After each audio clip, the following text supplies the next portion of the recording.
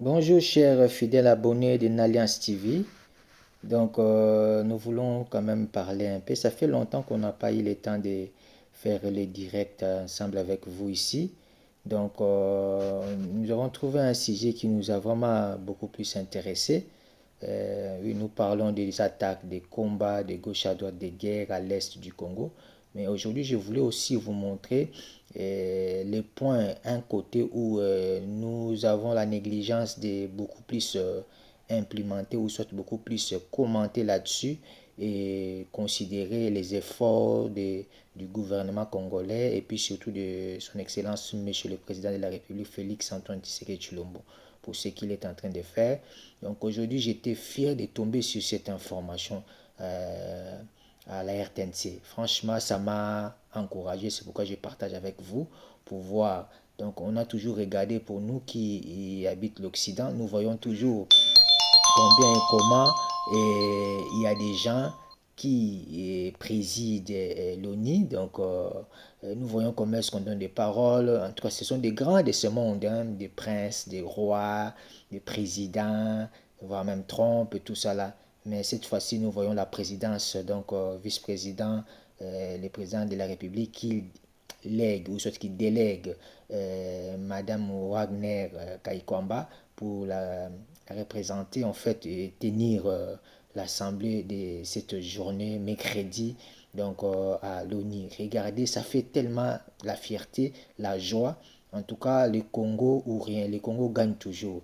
Nous sommes un peuple au sommet. Il faut maintenant que nous ne puissions pas arrêter, mais que nous puissions continuer à réveiller les Congolais et pourquoi pas l'Afrique tout entière. Voilà, je voulais suivre, c'est parti.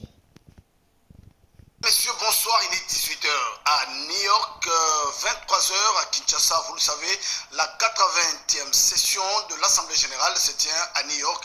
Le chef de l'État congolais, Félix Antoine Tshisekedi Tshilombo, participe à cette session comme vice-président de l'Assemblée générale. Et ce matin, ce mercredi, la ministre d'État, ministre des Affaires étrangères, Thérèse Kaikwamba, a présidé les sessions de débat général au nom du président de la République, depuis New York jusqu'à Kusema pour le détail.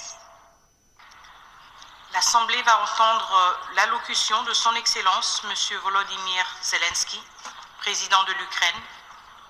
Je prie le protocole de bien vouloir accompagner son Excellence que j'invite à prendre la parole devant l'Assemblée. Plus qu'un honneur personnel, c'est un symbole de fierté pour la République démocratique du Congo. Ce mercredi matin, au nom du président de la République, Félix Antoine Tshisekedi Tshilombo, vice-président de cette 80e Assemblée générale, la ministre d'État aux Affaires étrangères, Thérèse Kaikwamba Wagner, a présidé la session matinale du débat général. À la tribune de la présidence de l'Assemblée, Thérèse Kaikwamba a assuré avec autorité et responsabilité la police de prise de parole. C'est donc elle qui a eu le privilège d'inviter et d'accorder la parole tour à tour au roi d'Espagne Philippe VI, au président de l'Ukraine Volodymyr Zelensky, au prince Albert II, souverain de Monaco, ou encore au président de la République islamique d'Iran Massoud Pezeshkian. Au nom de l'Assemblée générale, je tiens à remercier le roi d'Espagne.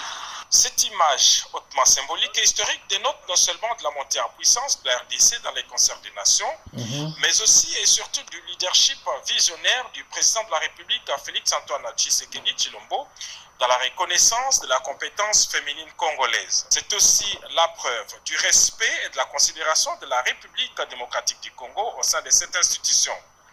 Dès janvier 2026, la République démocratique du Congo et son président seront au cœur de décisions du Conseil de sécurité des Nations Unies dans le cadre de la participation de la RDC en tant que membre non permanent du Conseil pour l'exercice 2026-2027. Décidément, la République démocratique du Congo a signé son grand retour. Politique, les acteurs politiques de la société civile, de partis politiques et opposition se sont réunis à Kinshasa pour réfléchir sur la restauration de la paix à l'est de la République démocratique du Congo. C'est dans le cadre de la semaine consacrée à la journée internationale de la paix dans le monde. Émilie Kaindou